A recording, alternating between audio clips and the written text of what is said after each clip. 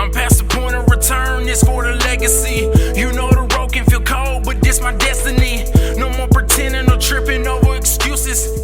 Temper flare, need to take it out on music. On a mission to be prolific, my objective is quite specific.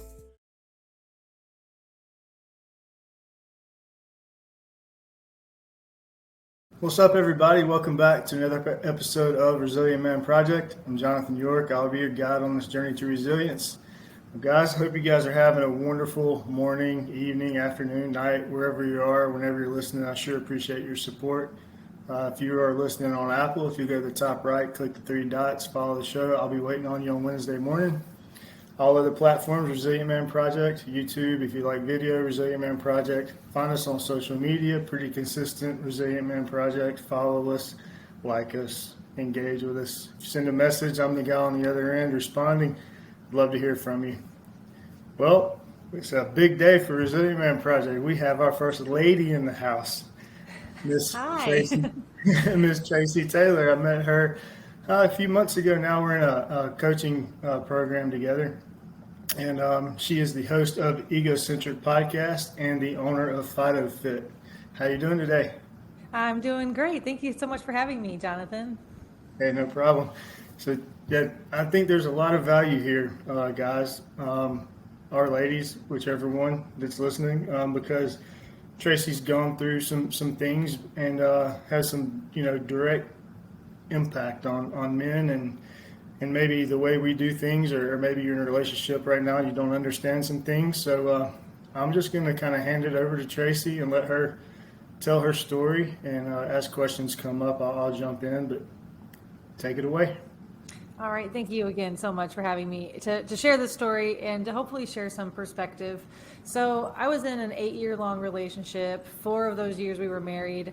And it was just an interesting experience for me. As I think most people, when they get married, they think this is forever. I'm not going to give up. They're not going to give up on me. And you learn that things aren't as easy as that all the time.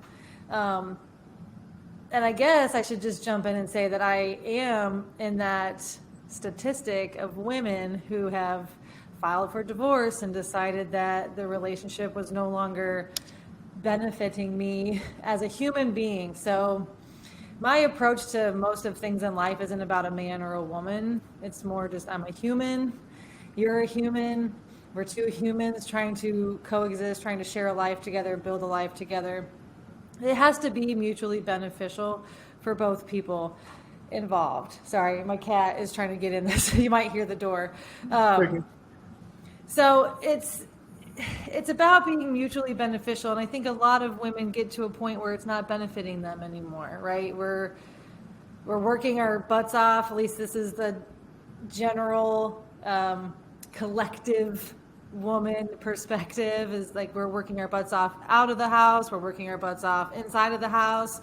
I am fortunate enough, and I say that loosely, to not have children.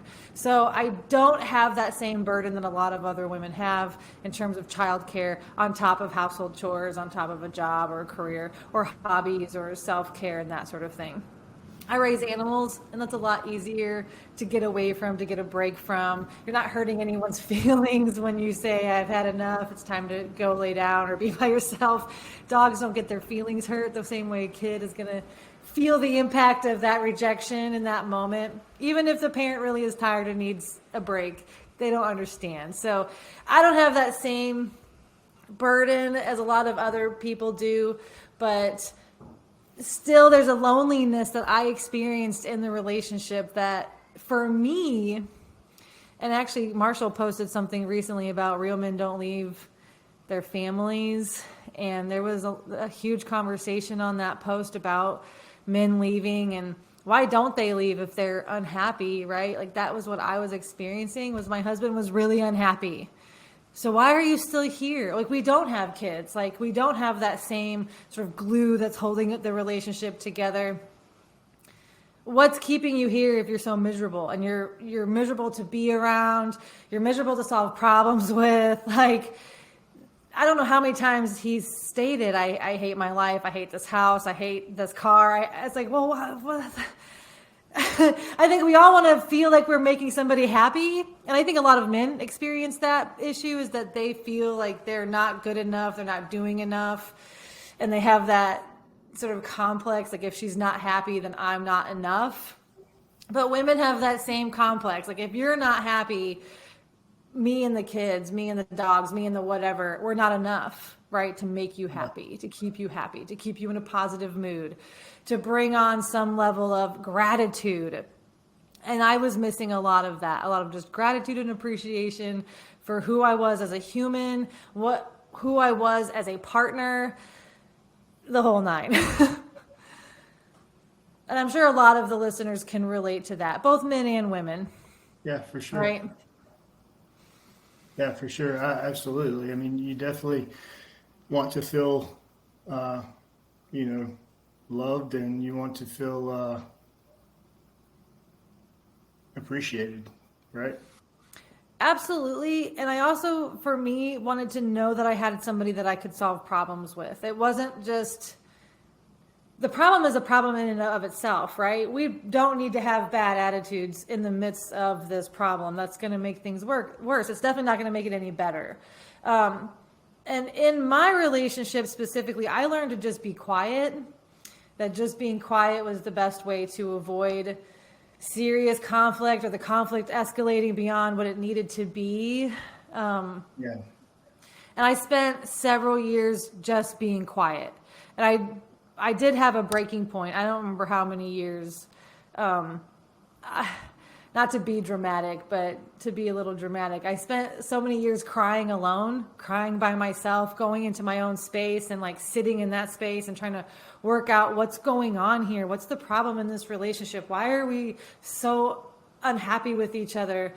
And not being able to come to my partner and saying, hey, this is something I thought of while I was spending that time alone that could help us in our relationship. Because if I did that, it was like, well, now you're just ruining a good mood. Like I was in a good mood. You came in here, you're talking to me about whatever. I let it go. I've moved on. And it's like, but I didn't, like I've been alone in that space trying to figure out what our problem is. I don't want to just pretend like it's not a problem. So after I don't know, however many years, I would say a minimum of 3 years of just basically crying alone and solving problems on my own and trying myself to just be grateful for what was and what existed. But recognizing that I wasn't even getting I hate to say this because it's such a cliche in today's time right now, but the bare minimum of just the basic love that you expect to receive in a relationship. And I didn't understand. So I had a breaking point, and I did start screaming at him and was like, I'm done crying by myself. No, you don't get to walk away this time. This time we actually need to solve something. And with in my opinion, every ounce of muscle that man had, he put me through a wall. And sent me flying off my feet, into a wall. I was knocked unconscious. I woke up on the ground, twitching. I honestly, for a moment, thought I was paralyzed. I couldn't roll over. I was on my side and I couldn't roll over. I couldn't move. And of course, now I'm really hysterical when I finally am able to come to my senses. And I was begging him to help me. I was saying is help me, because I couldn't stand up. It was a really traumatic experience and something that obviously did not need to happen. I left for a few days just to stay with a friend and calm down, but I did ultimately go back like a lot of women do, and tried to forgive him, tried to move past it, but also felt like he wasn't getting into therapy. There was no real remorse. He didn't feel bad. And he was like, you shouldn't have been in my way. You shouldn't have been in my face. And it's like, after everything we've been through, I absolutely should have been in your face. I should have been in your face a long time ago. I've really been appeasing and quiet and, patient and waiting. And at this point, where's the accountability? Go get help. Yeah. Find why we can't talk to each other. Find why he has kids from a previous relationship, and why don't you want them in your life? There was so much that I felt like there needed to be addressed on his end that he was just they'll get to know me when they get to know me. You'll forgive me when you forgive me. And it was like, I can't stay while you just do nothing to be a better human being. Wow. Yeah, I mean, man, marriage is work, and if you're not willing to put in the work, it's that you're never going to succeed in it. I mean, me and my wife we have been consistently working towards the marriage that we want since we met, is our marriage perfect? By no means, but if you don't have both people, I can't even imagine, if you don't have both people striving for that, doing what they can do, doing their part, being able to communicate with them. I mean, I don't see how that ever changes. Yeah, and I think, unfortunately, and I think that my ex is on like the severe end of the spectrum, right? Like there was a lot that was being ignored. I don't think that that's most men, that they're just completely ignoring their kids or completely ignoring their spouse, or I do think that they genuinely think that they're doing what they can, but especially if they're in therapy. And I want to add for the listeners who might be critical of me right now, during our relationship, I also earned a psychology degree and I started an LLC. Like I was very much on my rise and like trying to be a better person all around, but better professionally, better in the relationship, better psychologically, better emotionally. I feel like you mentioned, both people have to be on that rise. Like when you start to see your partner growing, I feel like there's almost an obligation. If you want to stay with that person, you have to grow with them. Not in the exact same ways, but in some level, if they're improving, whether it's their fitness, their education, their spirituality, if they're moving in a direction and they're raising their frequency or raising their vibration, you're, as their person, should be prepared to rise as well and share that same frequency, share that same vibration of growth and whatever that means, whatever that might mean for the listener, whatever growth means to them. Yeah, for sure. And I mean, I can't even imagine. I mean, yeah. Like two drug addicts can't stay together. One is trying to break an addiction. They can't stay with the other addicted person.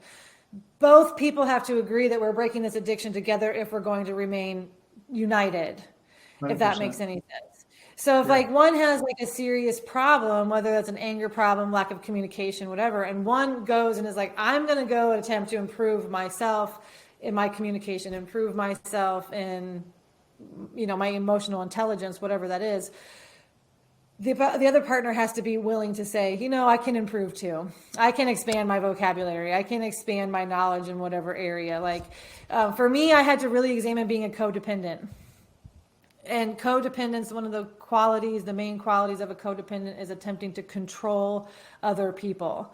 And this is something I have to really work on. I have to recognize that I do that. It comes from a place of wanting to help or wanting to anticipate someone else's needs and be there for them. But then there is this other aspect of, did this person even ask me for help? Do they want my help? Do they need it? How am I going to feel about helping them if they don't appreciate me afterwards?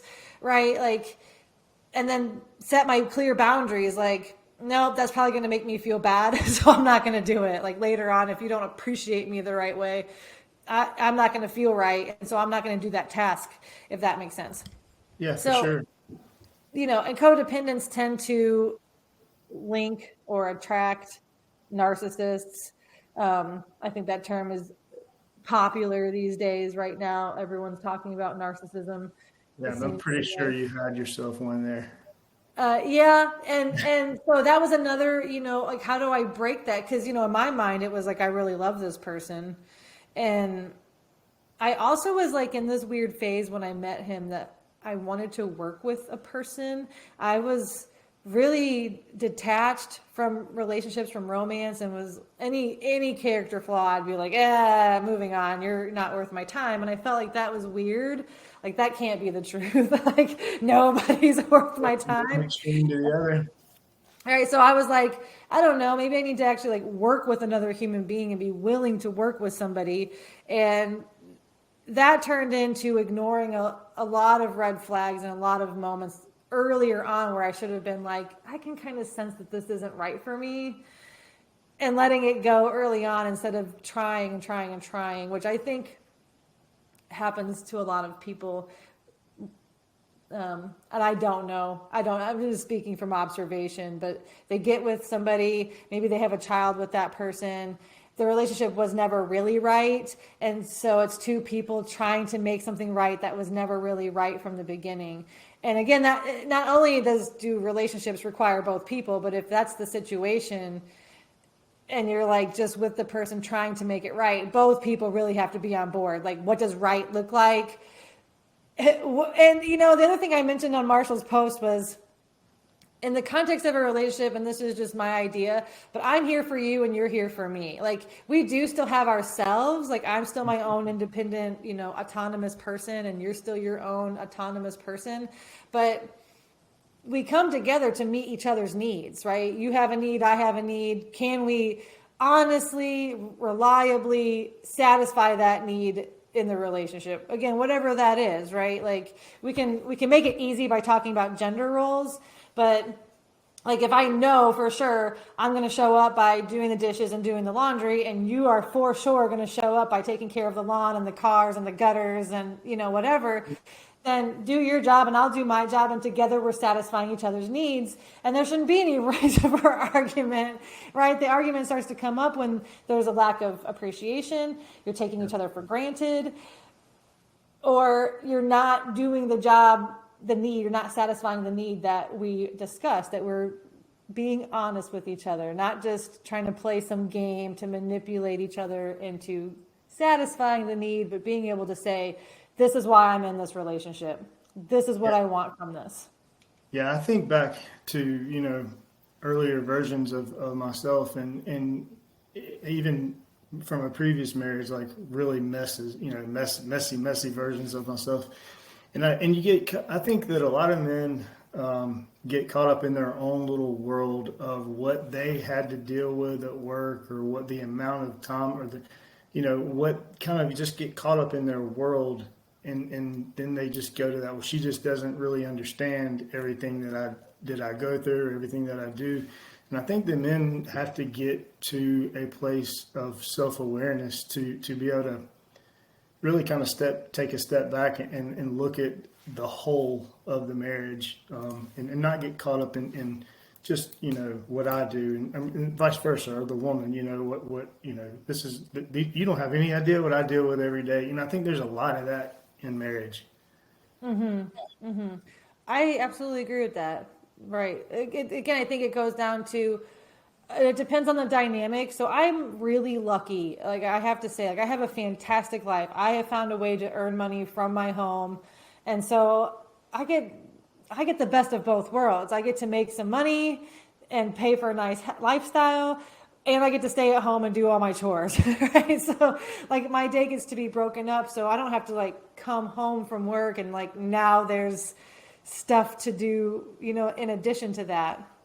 So depending on the dynamic in the marriage, and I'll say, as a woman who has shared a home with a man, there does seem to be a disconnect in their mind, in the man's mind, about what is being done around the house, what work is actually being done. And a lot of that is, and I've heard this over and over again, I just don't see it like you do. I just don't see the mess. And as someone who, even married, but I've lived a long life by myself for a very long time before I met him, and a little time after that.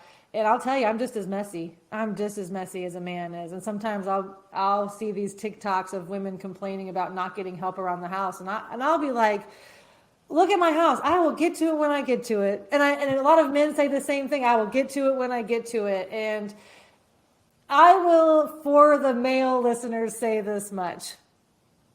I think that there is a lot of time spent looking at each other in terms of what you are not doing. Yeah. You are not helping me around the house. You are not picking up after yourself. And I can only speak for me. I can be a bit of a clean freak. I do enjoy tidiness, but I am also very, very messy. And I leave things on the counter that could just go to the trash. And I come back around and I pick it up later. I definitely make more work for myself.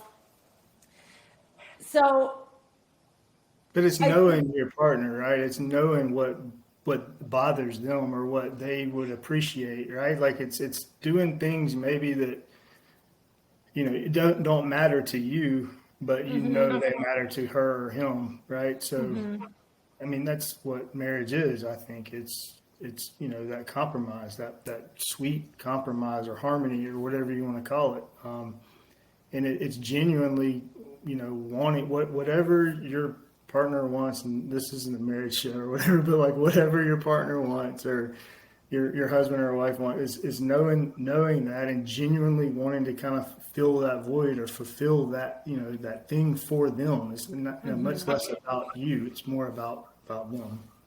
yeah, exactly.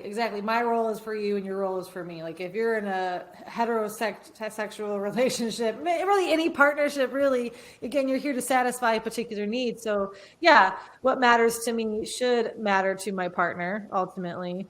But I have to say, like there's a level in my mind where I'm like, if you don't have kids, you have plenty of money, and for the most part, chores are getting done. What's there to argue about? What is the discord that exists between men and women aside from, I think we get to a point of taking each other for granted. That, and I think some people don't necessarily like know how to be happy. Like I think there's some of that as well. Like I think that just there's always kind of going to be something. Yeah. But Yeah, I can see how I might even struggle with that a little bit. Like if you let your it's guard like down, allowing yourself to be happy. right, instead of like looking for problems, which I know I have struggled with in myself in my marriage was, again, setting boundaries and just being like, well, I'm going to do what makes me happy regardless. Yeah. But so yeah, I mean, I just feel like in terms of like the Resilient Man Project, I think it's important for men to look at themselves and to acknowledge their woman, acknowledge the work that she's doing, acknowledge themselves as well, who they're being and how they're showing up. Mm-hmm. Which Make I think sure she feels seen and safe and heard, right? Those are the three things that a woman must feel, right? To be. yeah, absolutely. Yeah. I mean, it's a work in progress. I mean, like I said, my wife and I's marriage is by no means perfect, but like we are both, on mission, for continuing to improve and continuing to get better and better. And I can say like today versus last month versus a year ago versus when we first met, like we have made tremendous strides. And I think a true partnership and you're a team, right? And you have to be. If you can't count on your spouse, then like who can you count on? I agree 100%. Exactly. All right. Well, so let's shift a little bit because I got you on. Man, I'm like super into visualization, manifestation, all these things. It's part of my daily routine.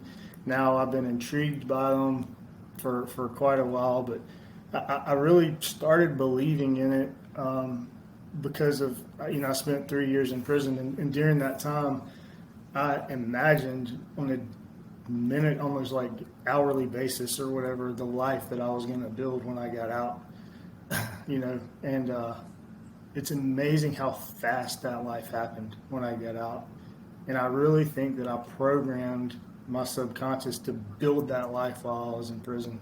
So when I got out, without even thinking about it, the God, universe, everybody, of course, played their role. But so I've been really intrigued with that whole thing and the mind and the things that we're capable of that we just don't understand. Like super intrigued. I think we're capable of so much with healing ourselves, with the law of attraction. Like there's just so much we don't understand. So I'll let you take it away for a minute because I know this is your wheelhouse, and Yeah, just so that's give us some good stuff on that. Yeah, this is actually a way better conversation. So I love the law of attraction. I've actually been studying law of attraction for the last 7 years, alongside my getting my psychology degree. And even before I started studying law of attraction, I have journals from like, I don't know, decades ago, talking about how we're just a vibration, how we're just an energy. And we do attract. This is going to be hard for the listeners that heard the first part of the conversation about, being in a maybe not well matched relationship, but we do attract certain people and certain experiences into our life based on the way that we think and based on how we feel about ourselves. And so, for example, I was feeling weird about myself, and then I attracted somebody that wasn't so awesome, right? So anytime we say something about ourselves, I am whoever, I am whatever, that's going to come to us, right? So I am an entrepreneur, right? I couldn't work for anybody else. Like, that's why I started my business Fido Fit, because I could not work for another person ever again. Like, I had decided after so many crappy jobs that I just can't, and always having to start from the lowest level, no matter how far you work up in the dog industry anyways, you always have to start at the very lowest level. So I was never going to work for anybody ever again. And I started speaking that into existence. And I think that we are constantly manifesting our reality, whether it's through our thinking, our words, what we say about ourselves, how we feel mostly, but like how we feel about ourselves is like the big, if you feel like crap, you're going to experience crap. Yeah. If you're angry, you're going to experience reasons to be angry. Right. So, I don't know. To me, law of attraction and manifestations, visualizations. I used to use visualizations in my dog training as well. I used to work in rescue. So these dogs were having a hard time finding homes. They'd be in a foster home. The foster was trying to move them into a forever home. And I remember one dog in particular, her name was Melissa. The dog is Melissa. And Melissa was really aggressive, but this couple wanted to adopt her, and the foster mom wasn't so sure. We had done a lot of training, but the dog still had like little issues. So instead of doing any training session, I took her through a creative visualization session where we just pictured Melissa living her best life, walking down the street, getting love from people, just, being her best self. And she got adopted, and they never had any problems with her. So I really believe in the power that we can change the reality. We can change what we see. And I think collectively, if we made some huge shifts in our overall attention and what we're paying attention to, we could really change the world. I agree with that. 100%. I think people need to stop watching TV and go outside, go live, and see that what we see on TV isn't really the truth. No, it's garbage. It's garbage with an agenda. 100%. 100%. And then speak to the ego. I've heard some really good stuff from you on the ego online. Yeah, so I really do like talking about the ego, because the ego is our point of attraction. It is our destiny, right? It's our self-concept. It's how we think and feel about ourselves. And that self-concept becomes a point of attraction for things in our lives. The general sensation of feeling worthless. And I say a sensation because most people don't have this conversation in their head that I'm not worthy, right? They're not saying that to themselves. They just feel it. That they don't deserve something, whatever that thing is. Success. My friend Nate, I don't think he would mind me talking about him, but he has this sensation of he can't improve his life. And, so he doesn't, and he can't, and he's kind of always down in the dumps. And that is because he believes that he is not capable of achieving greater success in his job or in his, in his financial situation, his housing, whatever it is that he's dealing with. So that self-concept keeps him trapped to a certain lifestyle. And Joe Dispenza talks about, if you want to change your personal reality, you have to change your personality. And your personality is just a series of habits that you're used to doing automatically. It's your automatic habits. So changing those automatic habits every day, right? Like anything we want to change. Fitness is another easy example. I just want to reach a certain level of health and fitness in my life. And so I'm going to watch what I eat and I'm going to make it to the gym 3 days a week, right? You have to shift into I'm that person. I am the person that goes to the gym at least 3 days a week. And then making sure your habits line up with that ideal of yourself.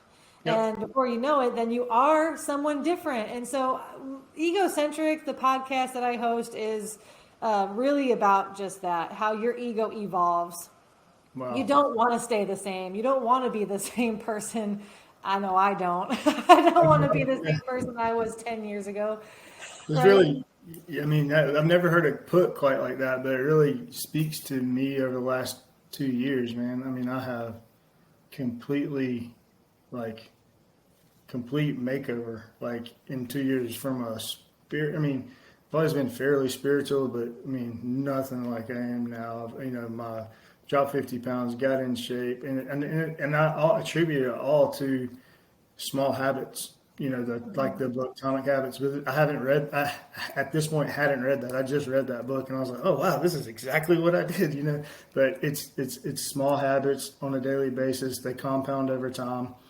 You know, before you know it, turn into medium habits, turn into life-changing habits. You know, then you wake up one day and you realize, holy crap, I'm not even the same person.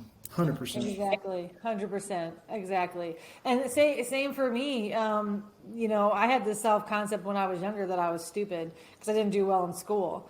And when I went back to college, it was literally like, I don't even know, just something was like, you got to earn a degree. It just has to happen. And 30 full-time job, decided to enroll in school full-time, lost my job while enrolled in school, and then started my LLC and graduated with honors. And I was like, completely, like 4 years overhauled my identity, you know, overhauled completely who I thought I was and what I was capable of doing. So, and that becomes your new point of attraction. So the more you evolve as a person, the different experiences you're attracting into your life.